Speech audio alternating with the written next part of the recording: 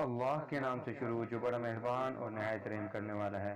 السلام علیکم ورحمۃ اللہ وبرکاتہ۔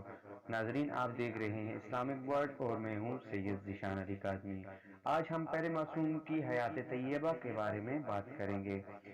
بچوں، پہلے معصوم کا نام ہمارے پیارے نبی حضرت محمد مصطفیٰ صلی اللہ علیہ وآلہ وسلم ہے۔ ہمارے پہلے معصوم اللہ کے آخری نبی حضرت محمد صلی اللہ علیہ وآلہ وسلم ہی ہیں۔ اللہ تعالیٰ نے ہمارے نبی اور پہلے معصوم حضرت محمد مصطفیٰ صلی اللہ علیہ وآلہ وسلم کو بہت چاہتا ہے، اور ہمیں بھی یہی حکم دیتا ہے کہ ہم بھی اپنی ہر چیز سے زیادہ اپنے پیارے رسول اور ان کی پیاری اولاد کو چاہیں، کیونکہ انہی ہی کی برکت سے دنیا کی تمام نعمتیں ہمیں ملتی ہیں۔ تو بچوں، ہمیں یہ تو معلوم ہے کہ ہمارے پیارے نبی مکہ میں پیدا ہوئے۔ مکہ وہ شہر ہے جہاں خانہ کعبہ ہے، جسے اللہ کا گھر کہتے ہیں۔ ہمارے نبی حضرت ابراہیم علیہ السلام کی نسل میں سے ہیں۔ جب ہمارے نبی اس دنیا میں تشریف لائے تو اللہ کے فرشتوں نے ایک دوسرے کو مبارکباد دی۔ اس زمانے میں جتنے بھی ظالم بادشاہ تھے، ان کے محلوں کی دیواریں ہلنے لگی۔ خانہ کعبہ میں کافروں کے جو بھی بت رکھے ہوئے تھے، وہ سارے منہ کے بل ہمارے نبی کی ولادت کے موقع پر گر پڑے۔ حضرت محمد صلی اللہ علیہ وآلہ وسلم بہت ہی خوبصورت تھے۔ جو کوئی انہیں دیکھتا اس کا دل خوشی سے جھوم جاتا۔ ہمارے پیارے نبی رسول اکرم صلی اللہ علیہ وآلہ وسلم کی ولادت سے 6 مہینہ پہلے ہی ان کے والد حضرت عبداللہ کا انتقال ہو گیا تھا۔ ولادت کے بعد آپ کی والدہ حضرت آمنہ سلام اللہ علیہا نے اپنے پیارے بیٹے کی پرورش شروع کی۔ ہمارے نبی ابھی صرف 6 سال کے ہی تھے کہ آپ کی پیاری والدہ کا بھی انتقال ہو گیا۔ جب ماں اور باپ دونوں اس دنیا میں نہ رہے تو حضرت محمد صلی اللہ علیہ وسلم کے دادا حضرت عبد المطلب نے اپنے پیارے یتیم پوتے کی پرورش کی ذمہ داری سنبھال لی، مگر کچھ دنوں بعد ہی اللہ نے انہیں بھی اپنے پاس بلا لیا۔ حضرت عبد المطلب نے مرنے سے پہلے ہمارے پیارے نبی صلی اللہ علیہ وآلہ وسلم کو اپنے بیٹے حضرت ابو طالب کے سپرد کر دیا، جو کہ نبی اکرم کے والد حضرت عبداللہ کے سگے بھائی تھے۔ آپ کے چچا حضرت ابو طالب حضرت محمد صلی اللہ علیہ وسلم کو اپنے سگے بیٹوں سے بھی زیادہ چاہتے تھے۔ وہ انہیں برے لوگوں کے خطروں سے بچا کے رکھتے تھے۔ وہ زمانہ بہت خراب تھا، لوگ جھوٹ بولتے تھے، چوریاں کرتے تھے، ایک دوسرے کو برے برے ناموں سے پکارتے تھے، گالیاں دیتے تھے اور ایک دوسرے سے جنگیں کرتے تھے۔ ان کی سب سے بڑی برائی یہ تھی، وہ ایک اللہ کو چھوڑ کر اپنے ہاتھوں سے بنائے ہوئے بتوں کی پوجا کرتے تھے۔ لیکن ایسے حالات میں بھی ہمارے پیارے نبی ہمیشہ سچ بولتے تھے اور غریبوں کی مدد کیا کرتے تھے۔ لوگ ان کے پاس اپنا سامان رکھواتے تھے کیونکہ وہ ہمیشہ دوسروں کے سامان کی مکمل حفاظت کیا کرتے تھے، کبھی کسی کے سامان کو نقصان نہیں پہنچنے دیتے تھے۔ اسی لیے سب لوگ آپ کو امین یعنی امانت دار، امانت سنبھالنے والا کہتے تھے۔ ہمارے پیارے رسول صلی اللہ علیہ وآلہ وسلم اس دور میں بھی ایک اللہ کی عبادت کرتے تھے۔ مکے سے تھوڑی ہی دور ایک اونچی پہاڑی پر ایک چھوٹا سا غار تھا جس کا نام ہرا تھا۔ آپ وہاں جا کر اللہ کی عبادت کرتے تھے۔ اسی غار میں آپ کی مہربان بیوی حضرت خدیجۃ الکبریٰ سلام اللہ علیہا آپ کو کھانا پہنچاتی تھی۔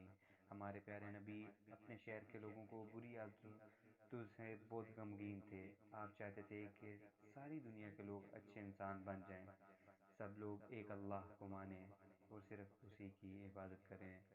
دیکھا بچوں، کتنے مہربان تھے ہمارے نبی، جو انہیں تکلیفیں دیتے تھے آپ ان کے لیے بھی دعا کرتے تھے اور اچھی باتیں ہی سوچتے تھے۔ حضرت محمد صلی اللہ علیہ وآلہ وسلم جب 40 سال کے ہوئے تو اللہ نے اپنے فرشتے حضرت جبرائیل علیہ السلام کو آپ کے پاس قرآن کی پہلی آیت دے کر بھیجا۔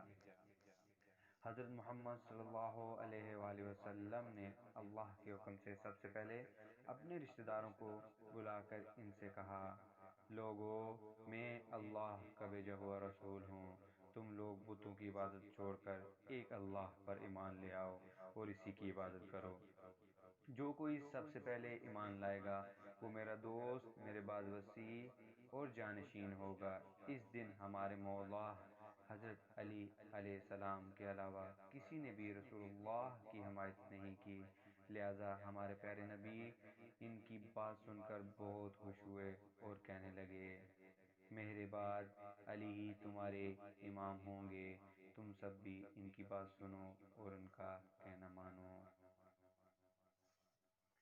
جب اللہ کے رسول نے تمام لوگوں کو ایک اللہ کی جانب دعوت دینا شروع کی تو کافروں نے ہمارے رسول کو اپنے بتوں کا دشمن سمجھ کر پریشان کرنا شروع کر دیا۔ وہ سب مل کر آپ کو اور آپ کے ساتھیوں کو بہت تکلیف دینے لگے۔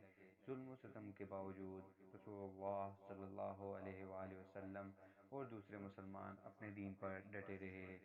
جب لوگ ان ظلم و ستم کے مقابلے میں مسلمانوں کی ہمت و برداشت کو دیکھا تو عام لوگ انہیں پسند کرنے لگے اور مسلمان ہونے لگے۔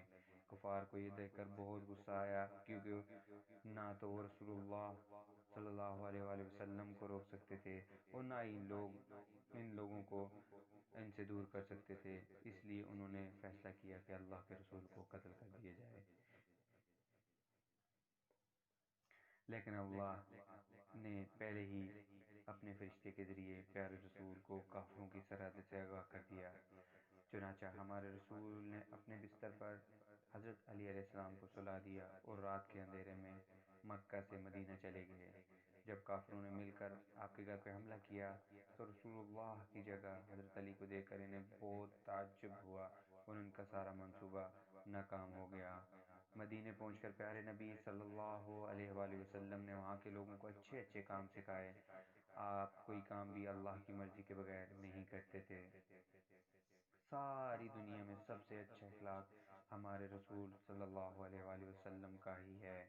ان کے اچھے اخلاق کی وجہ سے کافروں نے کئی مرتبہ ہمارے رسول صلی اللہ علیہ وسلم اور ان کے ساتھیوں سے جنگیں کی، مگر آن حضور نے ان سب کو شکست دی۔ رسول خدا صلی اللہ علیہ وآلہ وسلم کی کوشش سے بہت سارے لوگ مسلمان ہوئے۔ جب مسلمانوں کی تعداد کافی زیادہ ہو گئی تو اللہ کے رسول نے دوبارہ اپنے پرانے شہر مکہ جانے کا فیصلہ کیا۔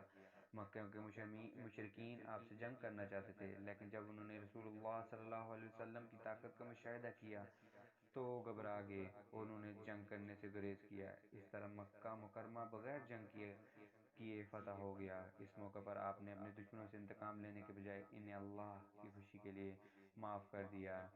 پھر آپ واپس مدینہ تشریف لے گئے۔ جب حج کا مہینہ آیا تو دوسرے مسلمانوں کے ساتھ حج کرنے کے لیے مکہ پہنچ گئے۔ حج سے واپسی پر پیارے نبی صلی اللہ علیہ وآلہ وسلم نے تمام مسلمانوں کو غدیر کے مقام پر جمع کر کے فرمایا، میں تمہارے درمیان دو امانتیں چھوڑے جا رہا ہوں، ایک قرآن اور دوسرا میرے اہل بیت۔ یہ دونوں بہت قیمتی ہیں، انہیں اپنے آپ سے کبھی الگ نہ کرنا۔ آپ صلی اللہ علیہ وآلہ وسلم نے فرمایا، میرے اہل بیت اور بچوں سے ہمیشہ اچھا سلوک کرنا۔ پھر رسول خدا صلی اللہ علیہ وآلہ وسلم نے مولا علی علیہ السلام کے ہاتھ کو پکڑ کر اونچا کیا اور کہا، میرے بعد یہی میرے وصی اور جانشین ہوں گے۔ اس واقعے کے کچھ دنوں بعد ہمارے پیارے رسول صلی اللہ علیہ وآلہ وسلم کی وفات ہو گئی۔ آپ کا روضہ مبارک مدینہ منورہ میں ہے۔ اللہم صلی علی محمد وآل محمد وعجل فرجہم۔ تو ناظرین، اگر آپ کو میری یہ ویڈیو اچھی لگی ہے تو میرے چینل کو سبسکرائب کر لیں اور نیچے دیے ہوئے بیل آئیکن گھنٹی کے بٹن کو دبا دیں تاکہ اس طرح کا مزید انفارمیشن اور اسلامک ویڈیو آپ تک بآسانی پہنچ سکیں۔ فی امان اللہ، ملتے ہیں اگلی ویڈیو میں۔ اللہ حافظ۔